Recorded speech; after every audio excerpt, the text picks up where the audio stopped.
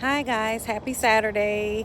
I just did a whole video, but because my car and Bluetooth was hooked up and I was starting my air and getting the car cooled off, for some reason it did not record.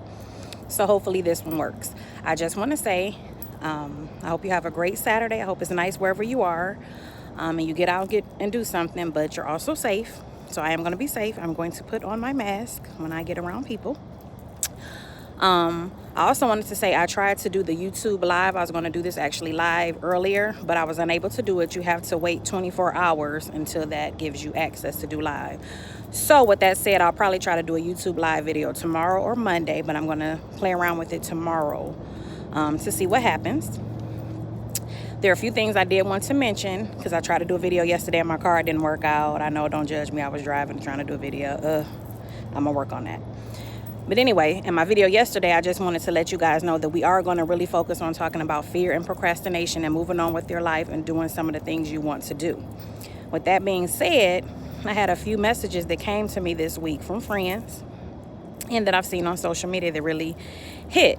And I'm not going to be able to remember them word for word because my memory is not the greatest all the time. But one of them said,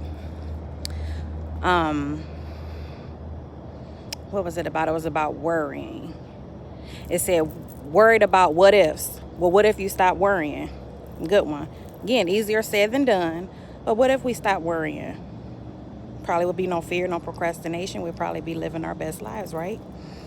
I am a worrywart, and I worry a lot. Well, I used to worry a lot. I've gotten a lot better because I used to worry about what ifs and what could happen. I used to always focused on my son, and I still do, but it would always be my crutch, my excuse. I would cut myself off at the legs by worrying and kind of making excuses for myself to not go after things because I always feared what was going to happen at the end, when sometimes you got to jump in and let everything play itself out. So I've gotten better with worrying, and I think I said worrywart. It is worrywart. Anyway, that was me, but I've gotten a lot better. I've gotten a lot more relaxed, and I do need to take more risk, and that's something we should all take. With that being said as well, a life coach that I follow and I really enjoy listening to made a good point. She said, when it comes to figuring out what you're good at or what you're going to be successful in, figure out something that you're really good at or great at versus just your passion, because sometimes you can be passionate about a thing, but it may not be your thing. What is it that you're really, really good at? What do you do really, really well? For me, fashion is my passion. I do make t-shirts. They are sarcastic. They're wordsy. I'm a wordsmith. I like to talk. So my tees speak for themselves, or they speak to who you are if you order a shirt from me. Meaning, I love fashion. I love textiles. I love interior design. I love the feel of things. I love the history of fashion, as well as fashion trends and that type of thing. But just knowing it and being educated on it does not help you get into that industry, break into that industry, or be fulfilled with what you've done.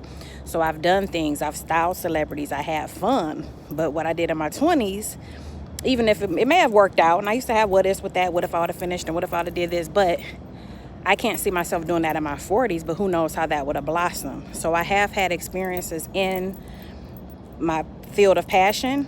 But as I've gotten older, I also realized there are other things that I'm really, really great at.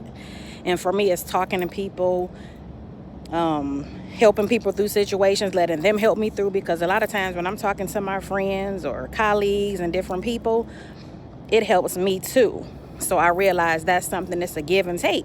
So I'm being fed while feeding others also. So sometimes you got to think about that too. What's going to be fulfilling for you as well as for other people. So it's a win-win situation. So think about that, like what is your passion versus what are you really, really good at? Sometimes it's both, and that's awesome. But what else outside the box can you do to generate income, passive income, money that works for itself and you just chilling, kick back or doing something else? So sometimes we have to think of other ways to make it, but as well as be happy. And then there was one more, and they all kind of tie in together with figuring out what you want to do, who you are, and, kind of taking that plunge. Another one was, another friend of mine sent me something that said, take 6 months to figure out something, to be good at something, to focus, to dedicate yourself to something, whether it's working out, dieting, building your business. I think it said marketing yourself, promoting your business, all of that kind of stuff. Basically, take 6 months as a baseline to focus on one thing, and you will see results. And at 6 months, if you see results and they're not where you want them, you can keep it moving. But give yourself deadlines. Give yourself enough time to dig in and see if it's something you really want. Don't do it for a day or a week and say, oh, I don't like it, or give up. You got to work hard at it. So I thought that was really, really good. Shout out to Christy for that one. Rebecca Lynn Pope is awesome. You may want to check her out. She does life coach certifications. She has a lot of insightful information, and she also has a consortium for people that want to become life coaches. So she's really, really dope. And I follow a lot of different people that are just motivational speakers that I really, really love. Lisa Nichols is one of my all-time favorites too. So again, I never thought that this would be something that I would end up doing, even though it's something that I love and I'm good at. So I have for years and years and years read certain people's books, followed, and listened to their messages, but I guess it all tied in.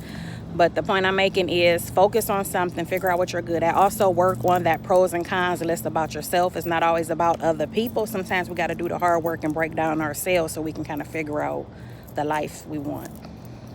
Still working on mine, still work in progress. So let's work on it, let's work through it, and let's, work together and kind of get each other through it, because I need a support system, and I'm sure some of you do too. So have a happy Saturday. I'll talk to you soon. Bye.